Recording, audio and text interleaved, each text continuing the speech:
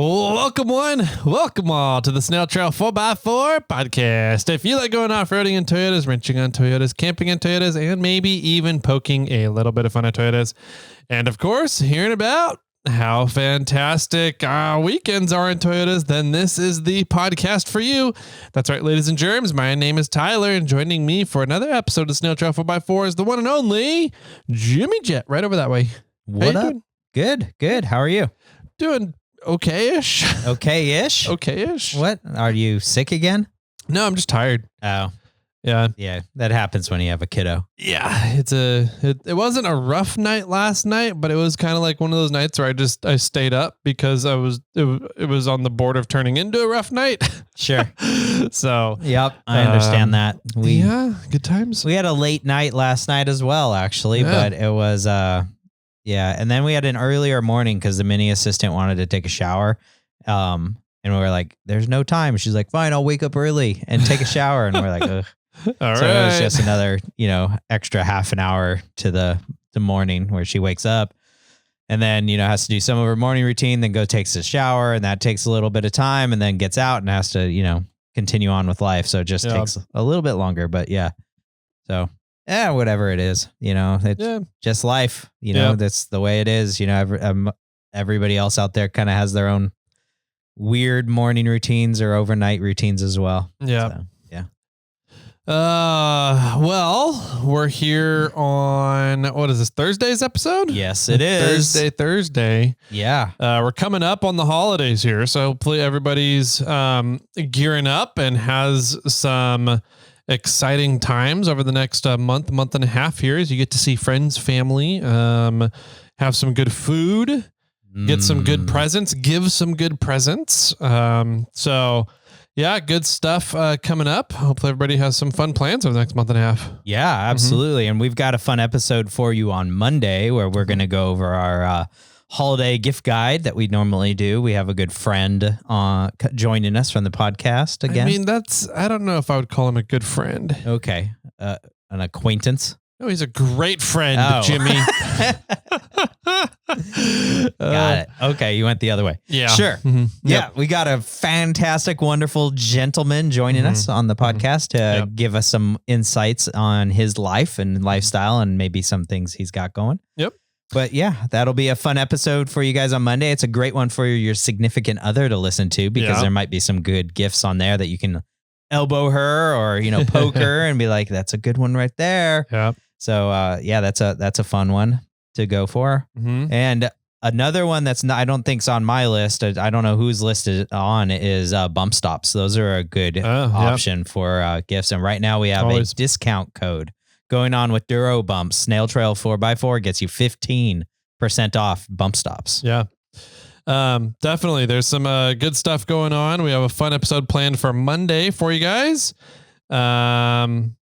Let's see from there. We have the giveaway in order to get signed up for those Durabump gift stops, bump stops. You just got to go to irate4x4.com and then down to the SnailTrail4x4 forum. And then from there, you're just signing up for the giveaway tier. So the gift box tier is closed. We are in November, so that is no longer an option for people to get into.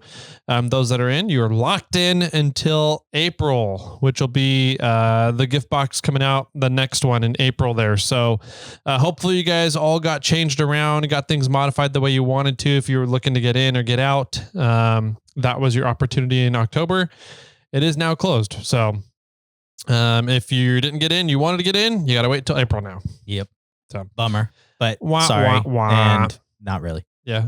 You should have been on it. You should know this by now. We've been doing these for a while. Yes. So that's that. Let's see. We got a giveaway going on for reviews as always. Mm-hmm. A couple of giveaways going on for reviews. So there's our Onyx off-road giveaway, which is coming up at 700 reviews. So the way we run it is you just leave a review over on Apple Podcasts and we will take all the reviews thus far once we get to 700 reviews and do a big drawing from those reviews. for one winner to win a 1-year Onyx Off-Road Premium membership, as well as a fun little swag pack from Jimmy and me. So you get some fun gifts and some fun stuff from Jimmy and I. No bodily fluids will be involved with that one, though. So, and then let's see, it's 750. I forgot to tell Austin to close the gift box, so I was doing it right just now. make sure That's why we were confirm it's closed. You may have stuck in somebody. The 750 reviews. That is the one that we're giving away a set of tires from Yokohama Tires. So what's cool about the review giveaways is that you don't have to re-enter every time. We decide to do a giveaway based on reviews. If you've entered, you were like the first review ever for the Snail Trail 4x4 podcast on Apple Podcasts. Who was our first review? Do you know? I don't know off the top of my head. Yeah, I don't remember either. I don't remember. I know who Wheeling Wine and Whiskey's first review was. Who? Wasn't it you? I think so. Yeah. So anyways, even if you were the first review on Snail Trail 4x4, you still get entered for all the reviews every single time over and over again whenever we do a giveaway on the reviews. So at 750 is our next grand prize. And then we'll have to see if we're going to keep going from there or if we need to give in to the people and do some reviews on Spotify. Ooh. We may have to talk about that. Mm-hmm. I hate Spotify, Yeah, like with a passion, but if I also hate Apple with a passion, so that's what we've been doing there. So we may give in because I know we have a lot of listener base that listens on Spotify, and we're kind of, I don't know. I feel like sometimes we're leaving them out by doing the Apple Podcast review, but at the same time, it's not that hard to create an Apple Podcast account and leave a review. Correct. So yes, it's harder to remember that you have an Apple Podcast account when we call the winners of the review. But one of the things that's really neat about Spotify is that you can leave a comment on a specific episode. That is true. Yeah. So that's pretty neat because you can but you can also do that on iRate 4x4. Yeah. So either way, we can see it. Yep. But I don't use Spotify. I don't have Spotify. Yeah. I don't think you do either. So we're not on it very often. We don't check it out. So yeah. Yeah. And Spotify makes it a pain in the butt for creators. Yeah, they do. Very easy, friendly for listeners. Yes. So it's a double-edged sword for us, kind of. Yep. But we'll figure that out once we get to 750. Yep. And we'll make our decision before then and figure out what we're going to do. And if we want to do another giveaway at 1,000, we'll have to figure that out as well. Mm-hmm. So we got that going on. Giveaways galore as always. Fun episode Monday. Let's see. We've got the giveaway for this month we talked about. What else is there? Anything else? I think that's it. I mean, I think there's still the question box down in the show notes. If you have a business question for us, yeah, you can drop it there. Most of them have been coming in via Instagram, which is totally fine too. We've got a few people that were interested, but not a lot of specific questions. So we'll have to figure out if we're gonna do anything with it. Yeah. Besides that, I don't know. What else? Yeah, we have the discount code for Duro Bumps going on this month only. We have the giveaway with Duro Bumps happening. We've got the 700 reviews and 750 reviews for the Yokohama tires. So that's it, I think.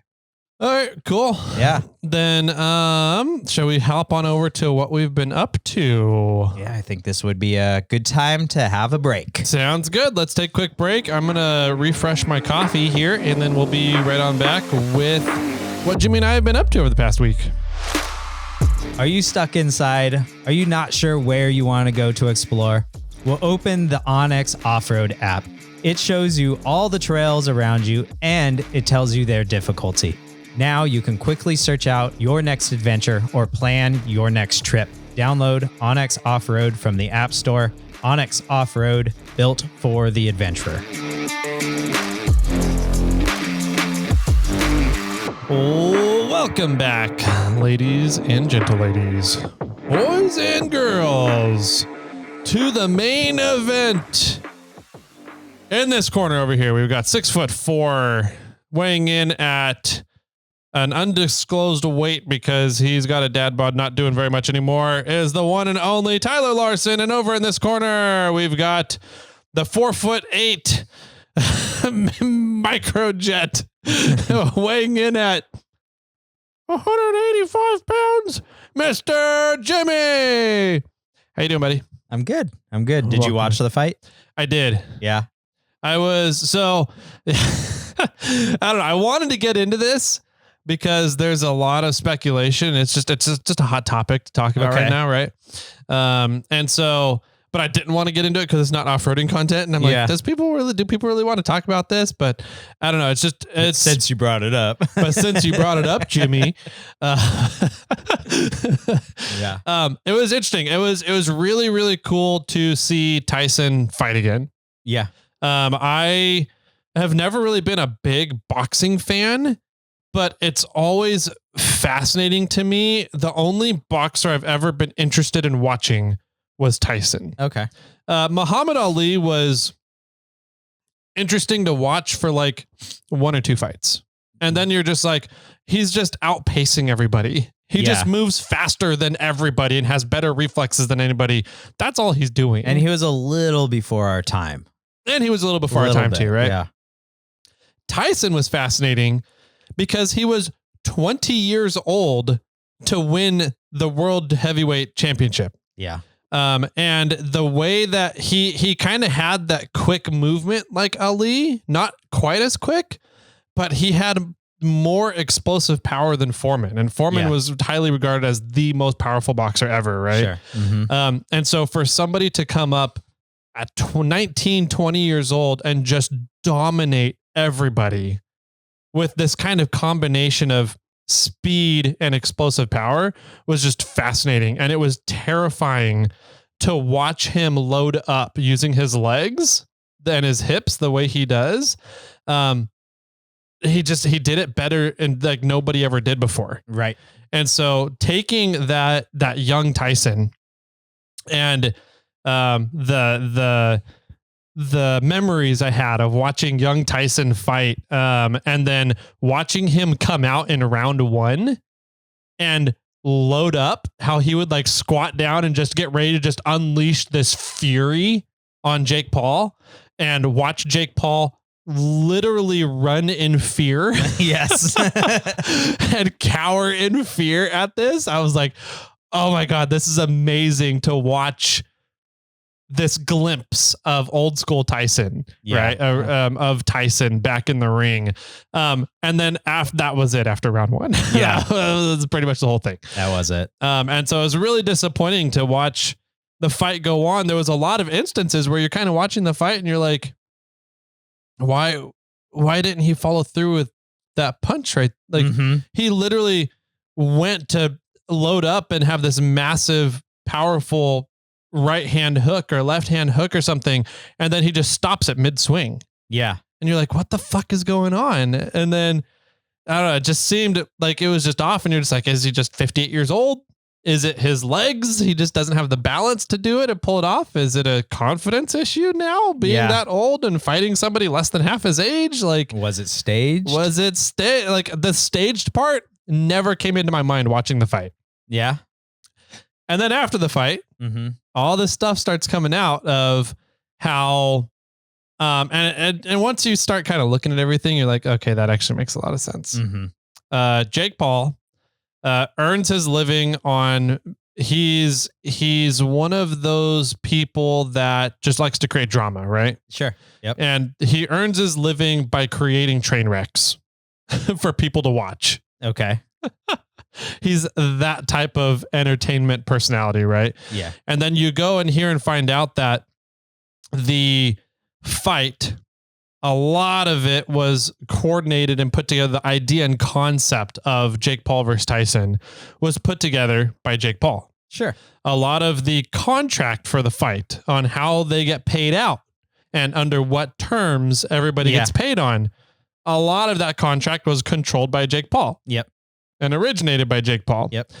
And there's a lot of things in the contract that says you don't get paid unless we make it past 4 rounds. Right.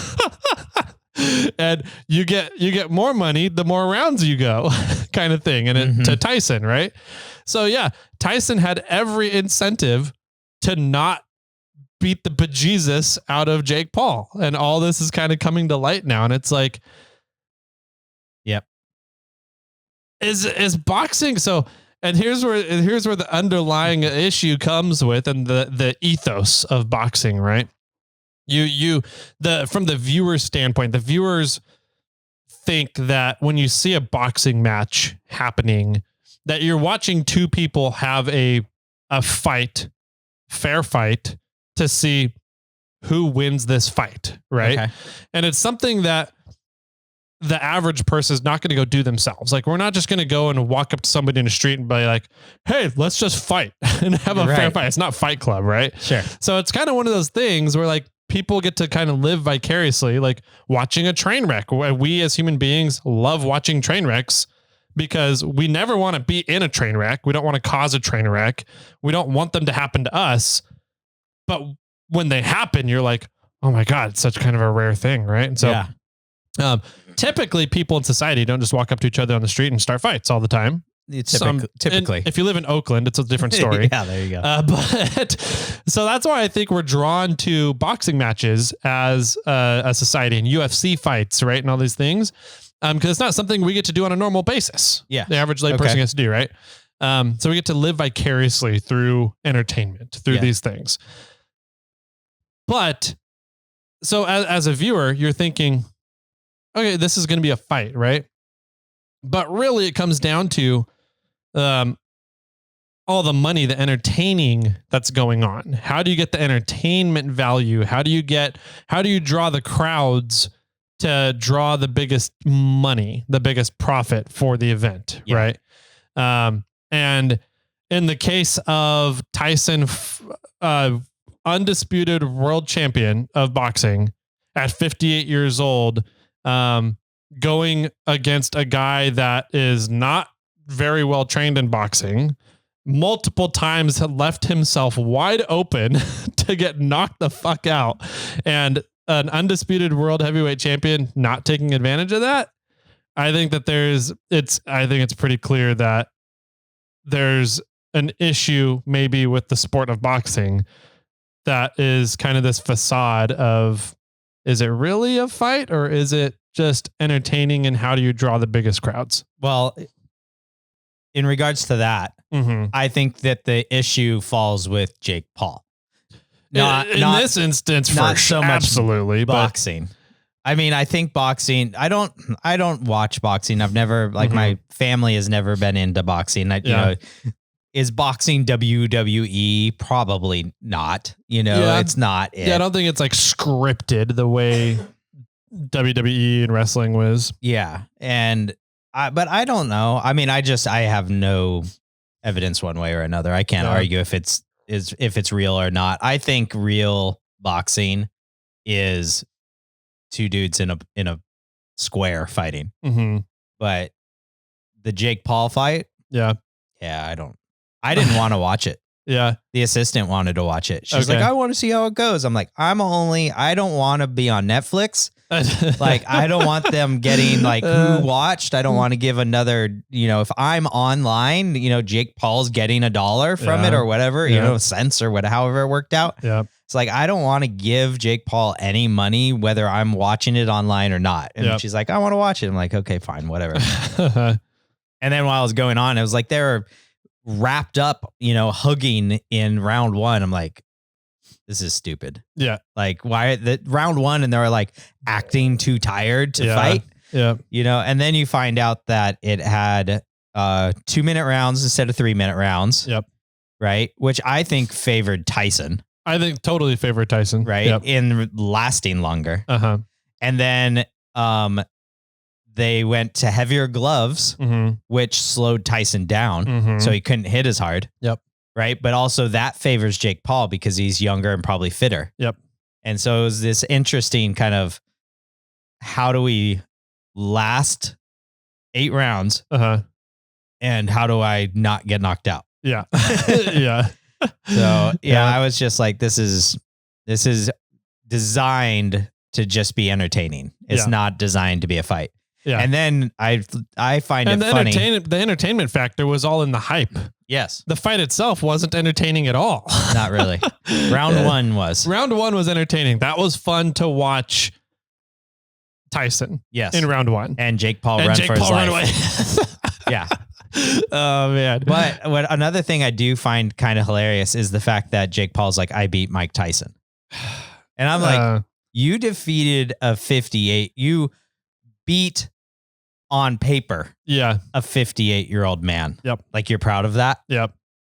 I know, right? And it's one of those things, like, as Jake Paul comes into this fight, like, this is also another thing that kind of nerves me about Jake Paul is what was the point of doing the fight? Was the point of doing the fight to really try and quote unquote prove himself as a boxer? Like he claims, like he's trying to move up the boxing ranks and get into boxing and build a name for himself in boxing. Or was it just a big money grab? It was a money grab. That's the way I see it too. I think there's a level of both, but I think the primary thing was a money grab. I agree. He keeps claiming that he's trying to work his way up the ranks and wants to start fighting better fighters and all this stuff. And I'm like, you're not fighting a 58-year-old man then. Like if that's what your real goal is, get into the ring with the current heavyweight champion. Let's see how you do. Yep. Yeah. I don't know. What did he make? 60 million? It was 40 million was gate. So just for stepping in the ring and adhering to the contract, $40 million is what he walked away with. Okay. But after ticket sales, viewing sales, everything, I haven't heard what the final number is yet. So he made 40 million and Tyson made 20 million. Yep. Just for getting in the ring. Yep. Yeah. So I would get in a ring with Tyson for that money. Yeah, right. Bring it on, Tyson. I'd get knocked out by Tyson for 20 million. Hell yeah. First round. Yeah. Yeah. I don't know. It's just kind of one of those things. I'm like, okay, you win. And what? You get to say you beat a 58-year-old man? That's what you're bragging that you beat. If you lose, you got knocked out by a 58-year-old man. Like what? There's a lose-lose situation to do this fight for Jake Paul. Losing is a better outcome. Almost, yeah. Like I got beat up by the current heavyweight champion and he's still a badass at 58. Yeah, right? Right. Whereas I won, I sat in a ring for 16 minutes. Yeah. With a 58 man that used to be the current heavyweight champion. Yeah. Yeah. Like I could run around in a ring probably for that time. Right. 16 minutes of outrunning somebody in a ring. Yeah. Yeah. I could try it out. Yeah. Bring it on. So yeah, I didn't want to watch it. I really wanted to look on the line and see that Tyson knocked him out. That's all I wanted. I was really, I don't know. I wanted him to get knocked the fuck out in round one. And I thought it was going to happen. I was so anxious for it to happen. If all the stipulations were off, it probably would have happened. That's kind of what I'm thinking. And it's like, it leaves you to wonder, would he have been knocked the hell out in round one if it was all the stipulations were off and there was no contract? Yeah. They also had to cancel the original time because Tyson got sick. Oh. And he had he had an ulcer or something go on. And it was almost, he said it was like, I think Tyson was quoted for saying it was like a life-threatening issue. Huh. And then here he is, a chunk of time later. I don't know when the original fight was supposed to be, but, back from that. Yeah. So, at what point, how long does it take you to bounce back? I'm not sure. I also don't know what the time frame was. So yeah, I don't know. That's my 2 cents in regards to that. I thought it was a very well theatered performance. I would agree with that statement. Yeah. On a slightly another note, did you watch the women's fight before it? I did not. Oh my God, that lady's eye was hanging off. Out? So her eye got cut right under her eyebrow here. Okay. And it was all just peeled back and her eyelid was hanging down over her eye. Wow. I was like, holy crap. That was crazy. That was such a better fight than sure. That was the fight of the night. Yeah. Anyways. I forgot. Was that Saturday? That was on a Friday? It might have been Friday. Thursday or Friday? I don't think we had the mini assistant. So I think it was Friday. Anyway, so yeah, we watched, it was funny because the show, that performance was supposed to be on, like start at 5 or something like that, our time. And I was like, I don't want to watch it, you know? And so then we watched Deadpool and Wolverine. Oh, okay. Which was a fun movie. It was not the hype of Deadpool's normal, in my opinion. Okay. The original Deadpool is by far the best. Okay. And then they've kind of slowly gotten down the line. This one's out there. It's okay. on I haven't seen on it yet. another level. I have it on my to-do list. It's funny. Yeah. And he's breaking the fourth wall a lot in this one, you know, but I don't know. It was funny and it was fun. And it's the typical bloody Deadpool stuff, but I don't know. Maybe it's just whatever third version of the same thing. It's kind of old now, but okay. So we watched that, and then the assistant was like, I want to check in. And literally we checked in on Jake Paul rolling out. Oh, that's when we're like, let's see how it is. And it was like literally the start of the fight. And we're like, all right, I guess we're going to watch this now. All right. So yeah, that was Friday night, I guess. Saturday for me, we just did a lot of yard work. Got a bunch of stuff done around the house. Cleaned up, did some, worked on the garden, did some mowed the lawn, just basic stuff. But Friday night we had, we went out to a fundraiser for the theater that the admin assistant goes to. They were having a champagne gala. Oh, so we had to get all fancy, had to clean up. For the mini assistant? Well, for the theater. Oh, okay. Yeah. Champagne gala for all the kids. Yeah. Some of the kids were there. Kids were invited. It was an all age event. And then there was, we got the VIP tickets. So we got in a little early. We got some extra raffle tickets and we got a drink ticket and we got to snack on some of the foods first. And then we had like an hour, and then the next hour after that, then everybody, general admission sort of, general ticket sales were allowed in. And then there was about an hour performance with a bunch of the semi-older cast and some adults. And it was called a missed cast performance. Okay. Have you ever heard of this? No, but it sounds just kind of like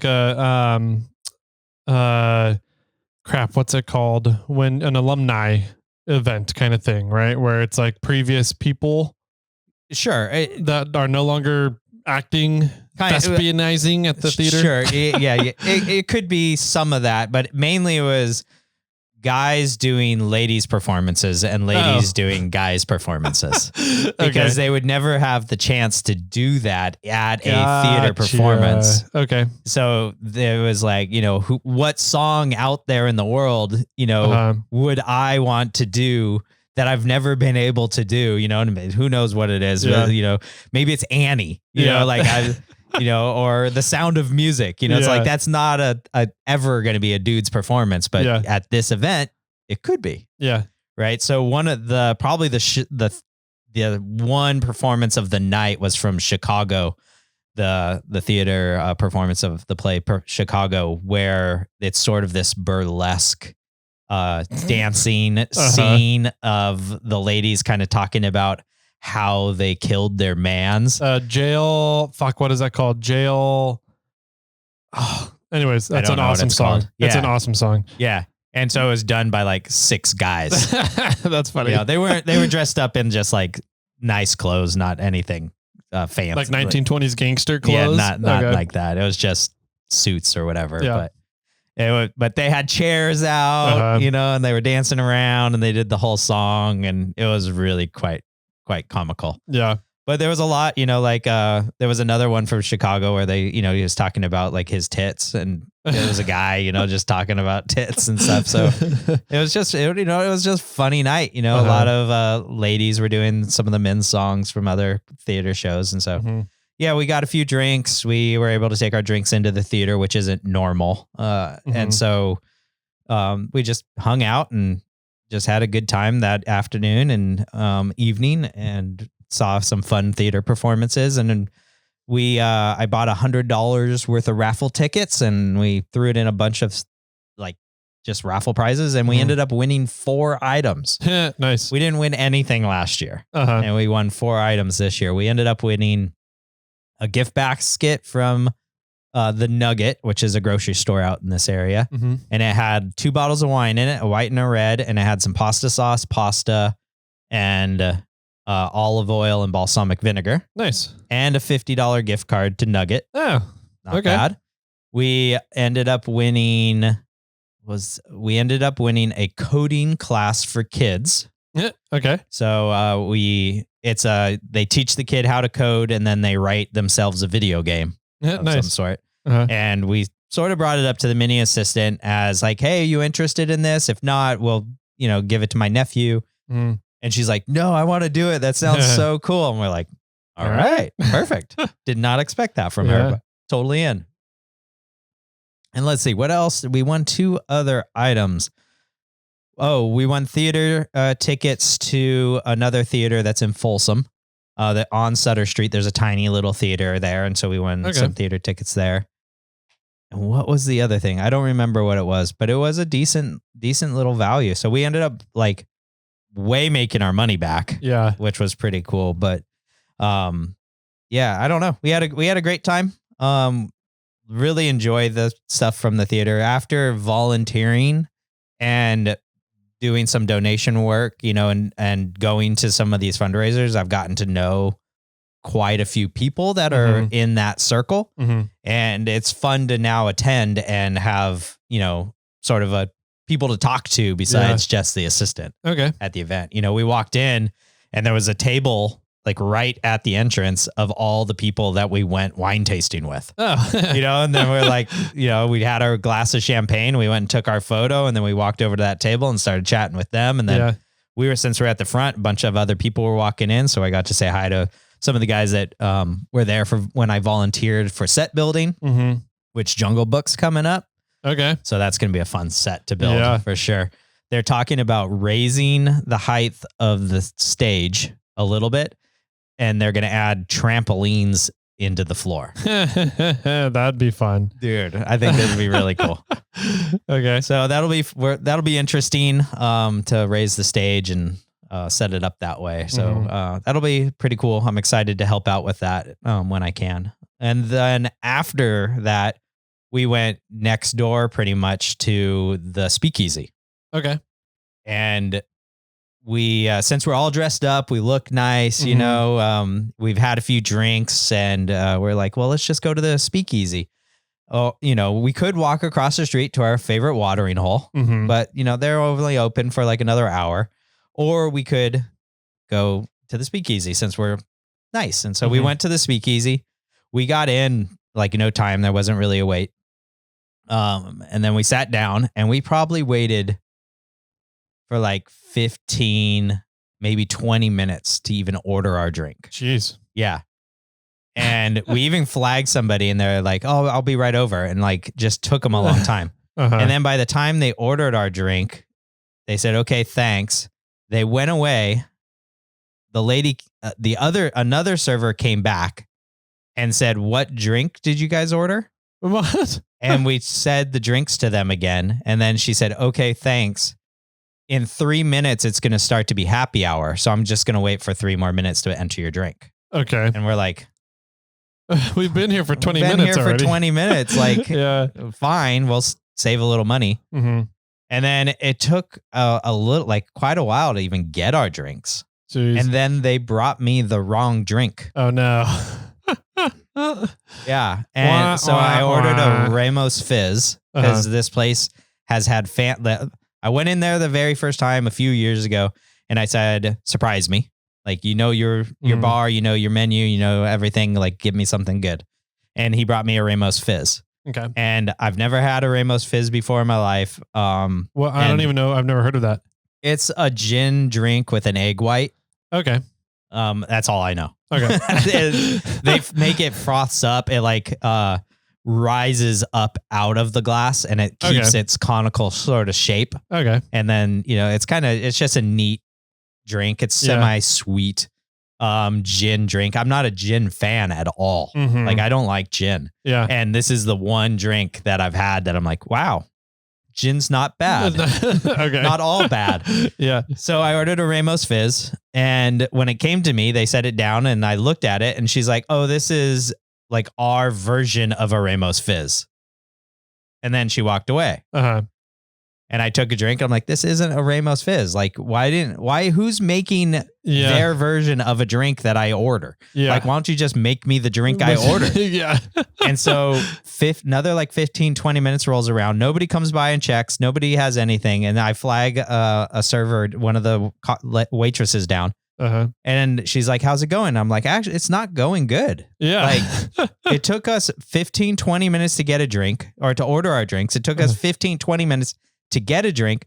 Then you bring me a drink that you say is your version of a drink I ordered. Like, why didn't I get the drink I ordered? Like, I don't want this drink. And she's like, oh, I'm so sorry. You know, I'm not 100% sure why he didn't make it, you know, the drink you ordered. I'm like, yeah, I don't, you know, and she's like, well, can I get you another drink or something? I'm like, no, at this point I'm done. Like, I don't want to wait another 20 minutes to get a drink. I don't want this drink. We'd like to pay for the one the assistant got, and we're going to be out of here.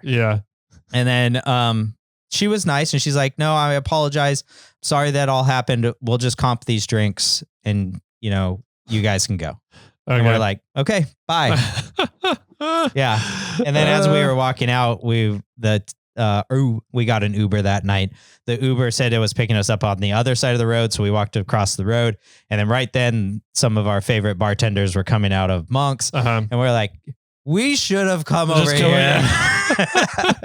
They're like, what happened? You know, I'm like, well, we won a bunch of stuff, but then we went to the speakeasy and it all fell apart. And she's like, oh, I'm sorry. I'm like, we should have just walked over here and just got another fantastic old fashioned. But yeah, it was. It just goes to show, man. You can have an amazing product. As a business, you can have an amazing product, but if you do not follow through with service and treat every business as a service, every business, every customer, every business. Oh, okay. Where are you going with that? What do you mean? Every business as a service? Yes. Every part of your business? Every part of your business is a service. I don't care what you do. Okay. I don't care what you do because your people are paying you. If people are not paying you, you don't have a business, right? Okay. Yeah. So if people are paying you, you have a service. Yes. It doesn't matter what you're doing. I don't care if you sell a product and that's it. There's a service aspect tied to your business. Right. That needs to be your biggest priority. Yeah. And it sounds like in this case, it was their last priority. Yeah. At least us. I mean, she did have, there was two, I got the feeling like of watching everything kind of go down. There was two semi big groups. There was like maybe one group of 4, maybe 5, and then another group that had like 8. And it looked like there was one server and sort of one server training or had been training and is new to the environment. So that's sort of how it appeared without what was happening. And which, regardless, I mean, the restaurant industry is in a huge mess right now because they can't find people to work, right? Yeah. Labor hours. And I don't know, it's one of those things like my uncle is in the restaurant industry or was, and he always complained about being able to find employees. And I'm like, I don't have trouble finding employees. Yeah. I mean, granted, I'm not in the restaurant industry, but I started asking him, I was like, oh, how much do you pay your employees? What kind of benefits do you offer? Yeah. What kind of this? And everything was like base, everything, like just the legal limit of what he's required to do. And I'm like, why do you expect your employees to stick around if you're not taking care of them then? And it seems like the restaurant industry is notorious for just doing the legal limit of what they have to do to compensate their employees. I'm like, take care of your fucking employees. Yeah. It's your biggest asset. Why wouldn't you take care of them? So like, if you're short on employees and you own a business, you're doing something wrong to your employees. Yes. So yeah, it sucks. I don't understand it. Granted, you know, it's like if was just finished training, why is she working a Friday night or a Saturday night? Unless it's the only option they have because they don't have any other employees. In that case, I'd be like, well, let's evaluate how you're treating your employees. Then what do you offer? Yeah. Anyways, so we went home after that and just chilled. the next day I worked on the septic tank some more. Okay. Clean, because we have this storm that's going on right now here on the West Coast. We're getting pummeled. Pummeled's a good word. Yeah. Unlike the Tyson Paul fight. Yeah. They were calling it a cyclone. It's supposed to be a big storm for a few days. Like we're supposedly getting upwards of 3 feet of snow on Donner. I'm excited this week. Yeah. So yeah. So we're getting a lot of rain coming. So I wanted to kind of get the septic system somewhat figured out. And then I realized I'm not going to get far enough to completely fill everything back in. But did I talk about last time covering the tank? I think I did, right? Yeah. Mm-hmm. Yeah. So we salted it. We covered the tank, but the distribution box for the leach lines is still a hole in the ground. And my goal was to I'm going to run this bladder thing that pressurizes the lines. I'm going to run that, and then I can fill the tank or cover the distribution box. And while I was doing that, I realized I want to dig out more and add salt around that area and clean it out better. And I just didn't have the time for all that in the meantime. But I did pressurize the lines and clean out the lines. The line that was running 75% as good, I don't know, it's 75% well, seems to be running much better after the pressurized line. The line that was running 25%, I'm not sure how well it did. Okay. They told me that if I pressurize the line with this bladder thing, so the bladder, you stick this this balloon on the end of the hose, you shove that down your leach line a little ways. The balloon then swells up and fills the pipe so no water can come back. And then there's a hole on the far end of the balloon and it'll let water out. So then it just sort of sprays down the leach line and fills it up. And then in theory pushes out the weeping holes of the leach line to make room for the lines to leach and be able to work. And if any of the holes are clogged, hopefully it's breaking through those as well. Yeah. So they said when I remove the balloon, no water should come. And I need to pressurize it for 10 minutes. I don't know if I said that. Okay. So when I remove the balloon, water should not be flowing back out from the leach lines into my tank for more than 3 minutes. Okay. And both the lines that I did only flowed back for a minute. Okay. So I think the leach line that was 75% is working well now. The line that I did that on with the 25%, there was water coming up out of my lawn. Yeah. Okay. So somewhere, I don't know if the pipe broke. Yeah. I don't know if there's a weep hole on the top, which sounds odd. Seems weird. But water was coming upwards from the leash line to the sky. So was it like a fountain? No, it was shooting up, or was percolating. It just percolating? Yeah, it was just bubbling up. And it was at the very end. It was 9 minutes in. And then when I let the bladder out and pulled it out, it only flowed out for about a minute. Okay. So I was kind of like, well, never ever should the system be that pressurized. Yeah. If the system gets that it's not pressurized, going to get that pressurized. It's going to flow out into your house. It'll flow out into the house. So if there is a hole on the top, it doesn't matter. Yeah. If anything, that's just as a place that roots could possibly come in. Yeah. But it's never going to get that full. Yeah. Ever. So I'm kind of writing it off as maybe it went from 25 to 50%. Okay. Because I don't know exactly, but it didn't flow back. Okay. That's good then. Yeah. So, but it did let water out in a place that it shouldn't have gone out. Yeah. So I don't know exactly. And I didn't test the third line because we know it's blocked and there's a problem and I need to dig down and find that. So I need to do more digging. I need to dig out the distribution box more so I can lay the salt around it and then cover it up. But now with this storm that's hitting us, we're going to get 5 days of rain in a row. I'm not sure when I'm going to be able to do any of that next. It's also under a bush, so it's a pain in the ass. Yeah. So that was my weekend for the most part. I didn't have any time to work on Monday because the assistant went to dance class. So we're going to have to talk about that. And yeah, and then Tuesday we went out to a fundraiser for the mini assistant. Cool. For school. Nice. Yeah. I didn't get a whole lot done per se this weekend, but I started looking over the Forerunner. Okay. To try and figure out, what do I need to get it done to get it on tracks and ready for snow season here. Gotcha. Okay. Because I'm hoping that this isn't just going to be a one and done storm.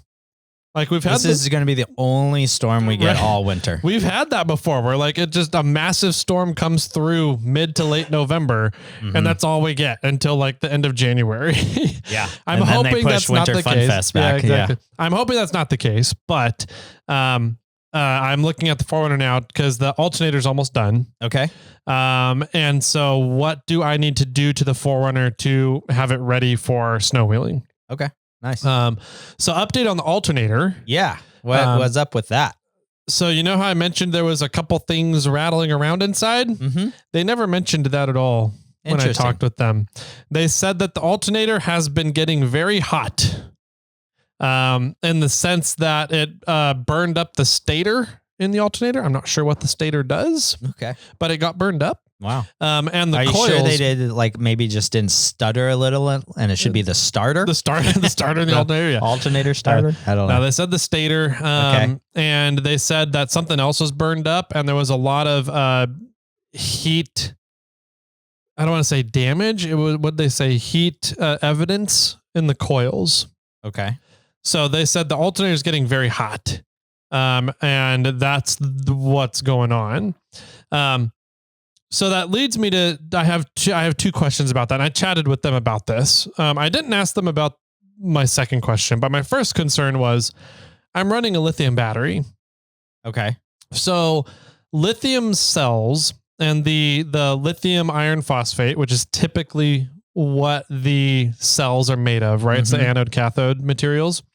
It's a very low resistance. Okay.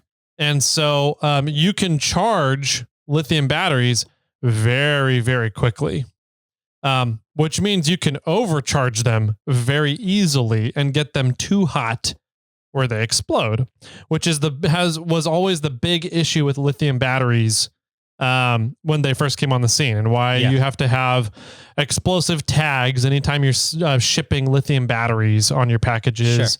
Sure. Why cell phones weren't allowed on planes for a while, etc., was because of this issue of lithium batteries overcharging too quickly, getting too hot and exploding, having a thermal event. Yes. Now you can plug your phone in an airplane. Yeah, it doesn't even matter. They've solved that problem, right? Right. Most BMSs, the battery management systems, will limit incoming charges on lithium batteries nowadays. If you have a good quality lithium battery from a good quality brand, chances are their BMS is limiting the incoming charge. So with that being said, I talked to Dakota Lithium and they said that it should be limiting the charge. Okay. On the battery. The incoming charge they said was limited at the same as the output charge, which is about 100 amps. So my question to Premier was, hey, I have this lithium battery. It's awesome. I love it. But I realize you probably don't have a lot of customers running an onboard welder and a lithium battery. Yeah. So is this something that is an issue? Have you dealt with these Dakota lithiums before? And said, no, we haven't really dealt with them before, but we know that there's an issue with lithium and having low resistance, so they can take charges really fast. And you might be burning up your alternator due to it just having to put out too much amperage for too long. And I'm like, is 100 amps out of the question for it? And they're like, it's a 165 amp alternator. So 100 amps is 60%, 70% of it. So it shouldn't be overworking the alternator. Right. And I'm like, all right, well, I don't know. It doesn't seem like the lithium battery could be the issue. What's cooking the alternator. Yeah. I wonder if I don't even know if this is a thing, but I wonder if it's like, because it can accept so much power so quickly, the alternator is heating up a lot because it can just give that much power. Well, that's what I'm thinking the issue is. But from talking to Dakota Lithium, and maybe I just need to call them back and reconfirm with them. It doesn't sound like that should be doing that, because the battery, the BMS, should be limiting the draw to 100 amps. Okay. And the Premier alternator is rated for 165 amp output. Now, if you run alternators at near the limit of their output for too long, then you're definitely going to burn them up. Yeah. Right. We learned this, our 10.6 compressors at Morphlate. They pull more power than 22R alternators have. Yeah. So, at Jeepers Jamboree, somebody came out, one of the band members, with a 70, what was it? An 81 pickup, a first gen pickup, mini truck Toyota. And, we hooked up the 10.6 to his battery and ran the 10.6, and we fried his alternator, because the 10.6, those alternators on the 22R are 40 amps. Oh, man. So we fried his alternator because, I mean, our 10.6 compressors pull 50 to 60 amps running. Yeah. Peak when you're reaching full pressure, we're at around 100 amps. So that alternator being 40 amps didn't stand a chance. We bought him a new alternator, got him all squared away. But if you're running near the rated capacity of your alternator, it'll get hot. And that's ultimately, I mean, in a lot of things, heat kills vehicle parts, kills a lot of different components. And so that's my first theory, is just that for some reason, 100 amps, maybe it was drawing it for too long. It overexceeded the duty cycle at 100 amps of the alternator. Yeah, maybe. But you, in an essence, you have 4 batteries. I do have the same power storage as 4 red tops. Yeah. So maybe could be charging for too long. Maybe you were having this draw, and all your fluctuations of the battery that were happening from whatever reason it was the first case to now. Maybe it just had it overworked itself. Maybe. So that's one of my thoughts, is just that because it's a lithium battery and can be charged at 100 amps, and combined with this weird power draw that I've had for a while, that whenever the engine turns on and the alternator kicks in, it's putting out a minimum 100 amps just to refill the battery. Yeah. Let alone the amperage to run the vehicle. Maybe that just cooked the alternator over time. Yeah. My other theory is the overheating issues I was having. My engine temps would be getting to 240, 250 at times degrees. But at that point, I'm like, is that really going to damage a stator and coils in an alternator? Is 250 degrees enough, or does it need to get hotter than that? I don't know. And I didn't ask Premier that question. Yeah. If I knew what a stator was, I maybe could answer what that exactly. is. But I don't think it would. I think that an alternator should be able to function fine within that heat range. I would think so. I wonder if you could ask Dakota if you could lower the input. It would have to be done through a DC to DC charger. So I'd have to put in a DC to DC charger. And this is one thing I was talking with Premier about. If the battery is the issue, and it's just pulling too much power from the alternator for too long, then I'd have to put in a DC to DC charger for the battery, and limit the draw. They said 50 amps should be plenty. So I don't know. I'm getting the alternator back, I think later this week, maybe early next week by the time it gets to me. And I'll put it in, and I don't know. I got to decide whether I want to put in a 50 amp DC to DC charger for it, which those are like $350, $400. Yeah. So I'm like, it's kind of an expensive experiment to try. Yeah. And see if it fixes it. Or do I just run it? And if I burn up the alternator again, then do I just do away with the Premier power welder setup and go to a Carnage welder, and get a regular alternator? But then like if the battery and the lithium is the problem, then is doing a regular alternator going to be any better? Am I just going to burn those up and looking at replacing a regular alternator every 2 years instead of a Premier alternator every 2 years? Yeah. I don't know. Or do I just need to run a solar float? So I have a 10 amp, 15 amp, float charger. So that's a solar panel. Okay. That's designed for vehicles. You could put it's a little portable solar panel that goes up on your roof, and you hook the battery clamps to your battery. Yeah. To keep vehicles batteries topped up and trickle charged when you're not using vehicles that much. Yep. Do I just put that on the 4Runner when I'm not using it, when I park it? Yeah, or a battery cutoff. A battery cutoff maybe, and just shut off the power to the vehicle when I'm not using it? I don't know. Or is there an actual, do you have another draw? Is this other draw still happening? Yeah. But now that you have such a big battery, you don't notice it? Yeah. I don't know. Yeah. So there's still more questions. I'm close to getting the alternator back, so at least that problem will be solved. I'll be able to start and drive the 4Runner. So the alternator thing is almost done. Other things I need to figure out. After my last trip on Barrett, my power steering is leaking. Oh, yeah. And I thought that was coming down from the pump. Okay. Or something. It's not.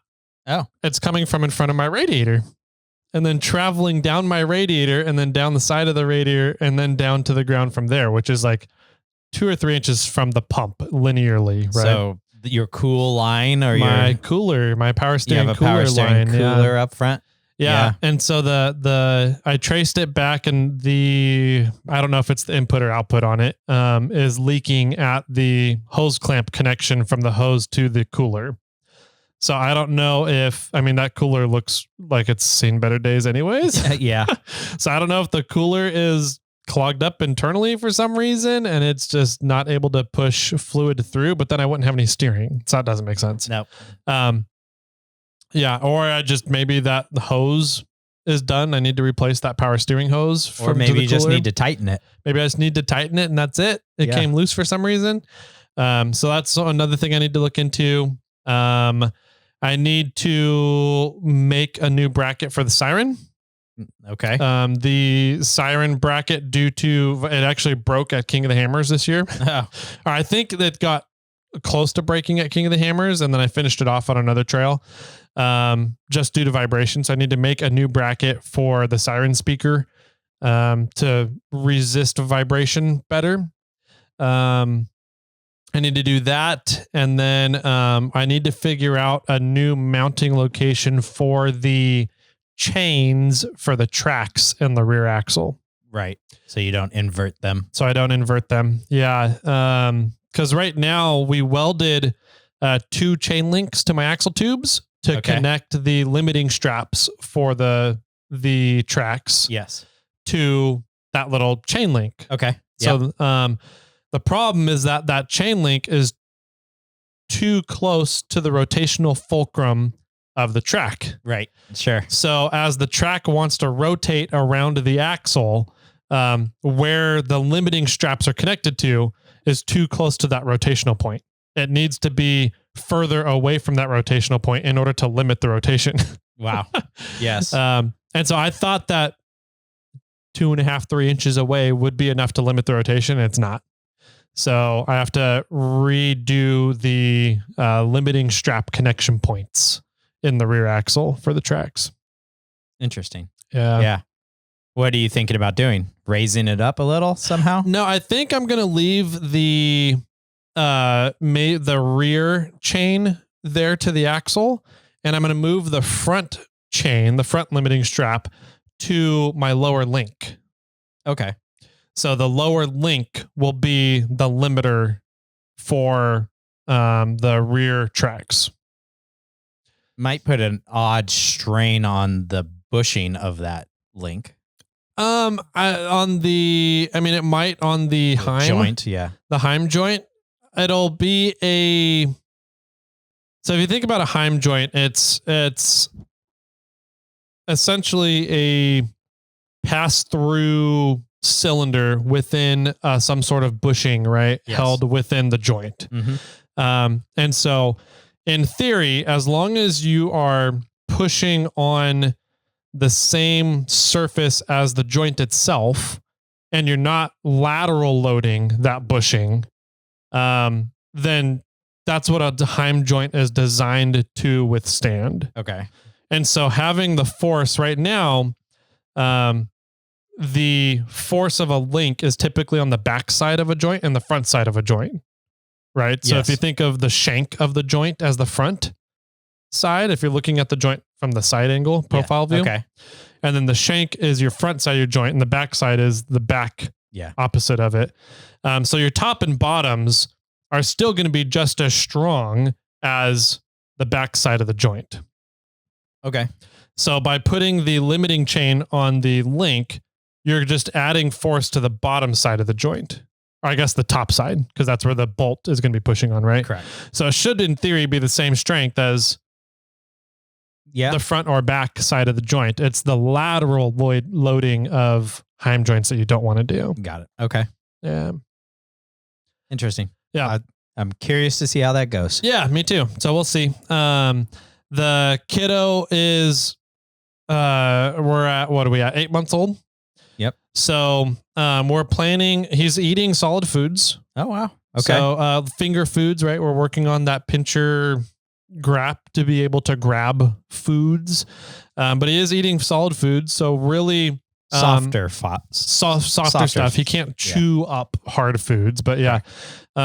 He only does he have front teeth?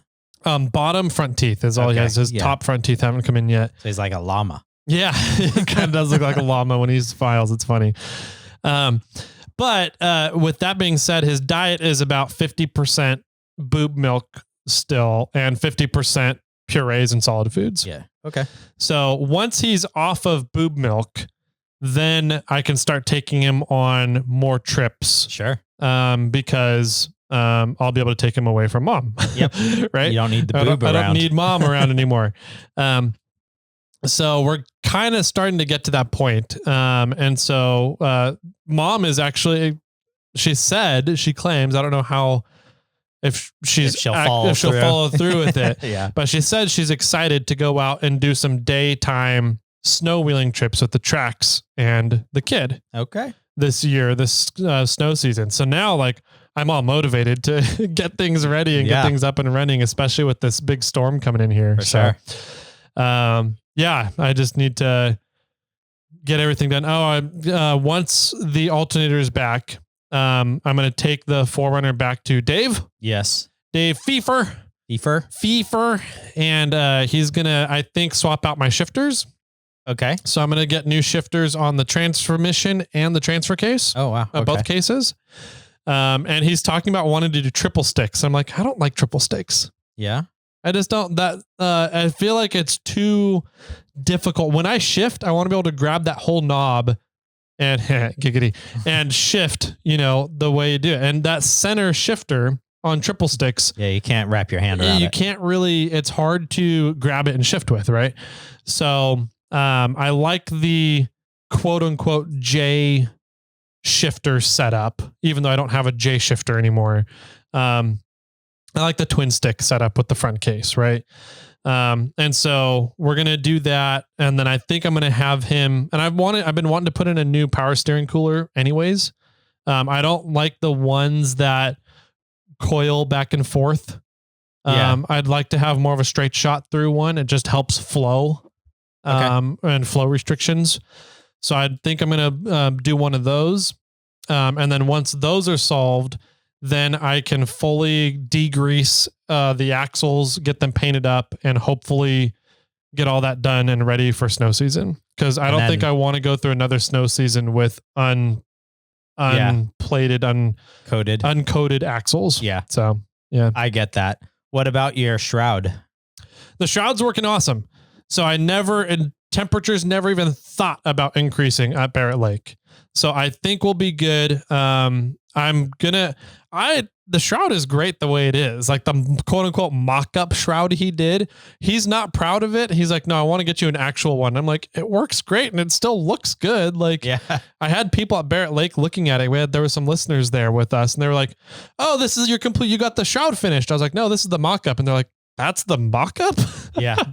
So Dave does great work. But definitely snow season puts a lot of stress on cooling systems for vehicles. So, I think it's going to be fine the way it is. But we'll see. I'm going to tell him to hold off on making another shroud until after snow season or until a couple snow trips. Yeah. And we'll see how it goes. Cool.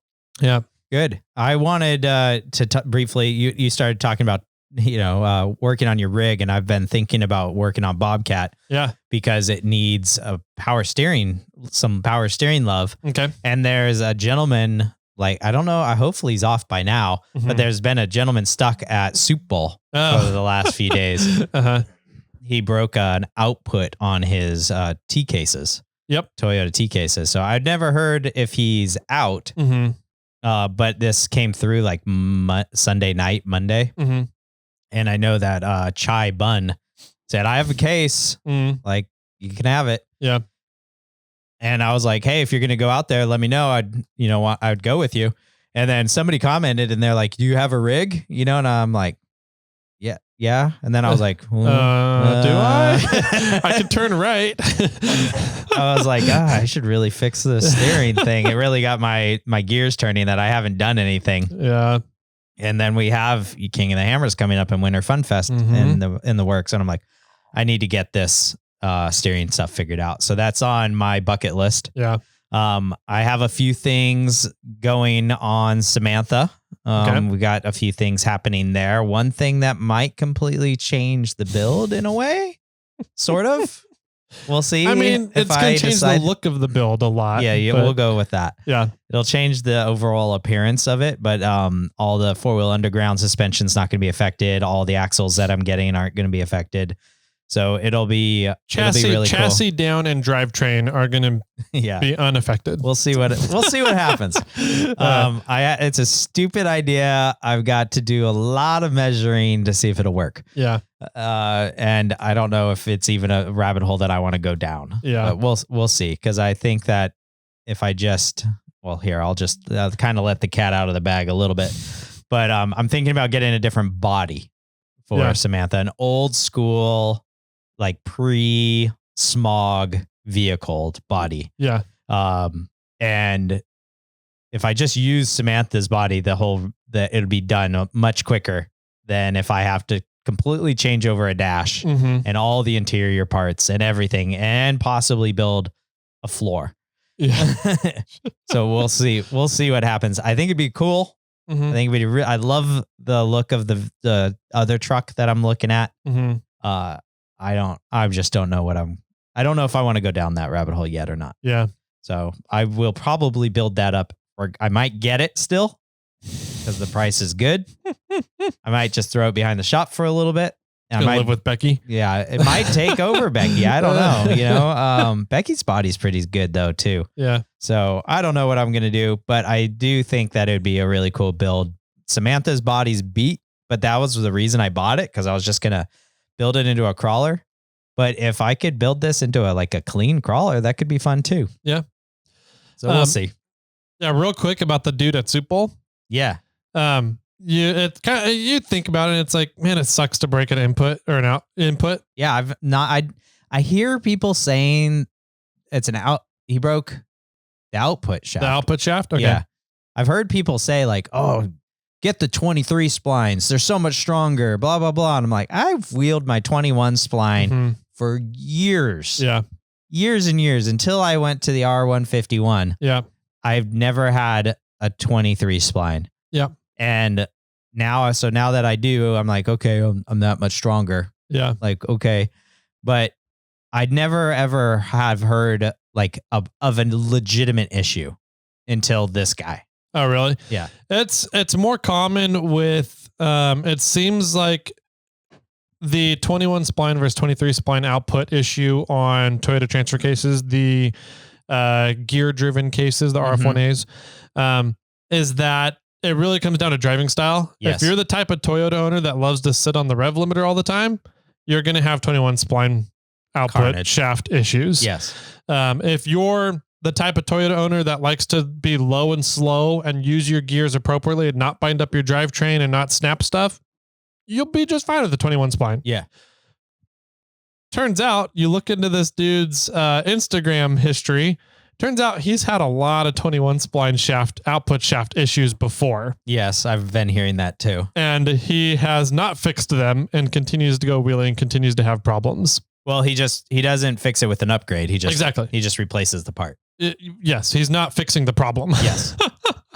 He's not fixing his driving style, or he's not fixing his truck. Yep. He's not upgrading the part that keeps breaking. Yep. Yeah. Yeah. As from what I've seen, it's at least 2 output shafts he's gone through. Mm-hmm. Yeah. And so now he's stuck on the mountain, and we have this storm literally hitting us. Yep. If it doesn't get out by today, I don't know if he is out, but if it's not out by today, I think it's going to be stamped there for a long time. Yep. I think it might be an over. It'll be another, what it was it that XJ. Yeah. Yeah. We'll see. Hopefully it's not. It's going to be really, really annoying if it is, again, another XJ situation, because that was a bad situation, mainly because the owner didn't give a shit about his XJ and he was just literally going to leave it out there and abandon it, which we talked about in previous episodes, and the county was really not happy with. Yeah. The way that this guy has been participating online. Yeah. I don't think he's going to do that. I don't think he's not going to be that guy. I don't think he'll go to that length. Yeah. But if we have another vehicle living on the Rubicon over wintertime, the county is not going to be happy about that. No. So I really, really hope he can get it out of there before the storm eats it alive. Yes. So, anyways. Yeah. There's Thursday's episode for everybody out there. Good stuff. Fun times. Make sure you guys have a great weekend. Oh, we'll see you tomorrow with Snail Mail. And then have a great weekend. And then we'll see you Monday for a fun episode with Rim, a great friend of ours. And that's all we got. Sounds good. Any final words for everybody out there, Jimmy? I hate gophers. All right. Oh, I'm thinking of prairie dogs. Never mind. Those two, probably. If they eat my plants, I don't like them. Oh, that's not the gopher I'm thinking of. No, and golfers. I hate golfers. Yeah, golfers. Yeah. Just destroy all the golfers. Caddyshack. And with that, my friends, keep crawling.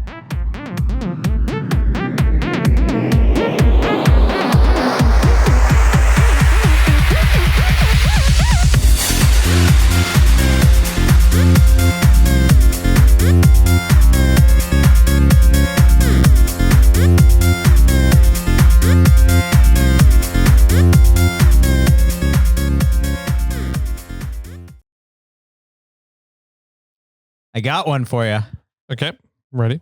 How do aliens add more protein to their diet?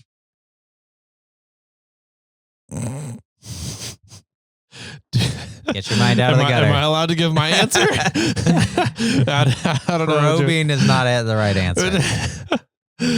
What's the right answer? They make it meatier. Okay. That's a little bit more appropriate. Yeah, sure. I like my answers better. You pick the card, Jimmy. Right. I'm just going in order here. Actually, somewhat in order. I've gotten some Christmas ones and I've pushed them back. You have a Christmas pile starting? Soon. I should. After Thanksgiving, maybe we'll just start a Christmas thing. Yeah.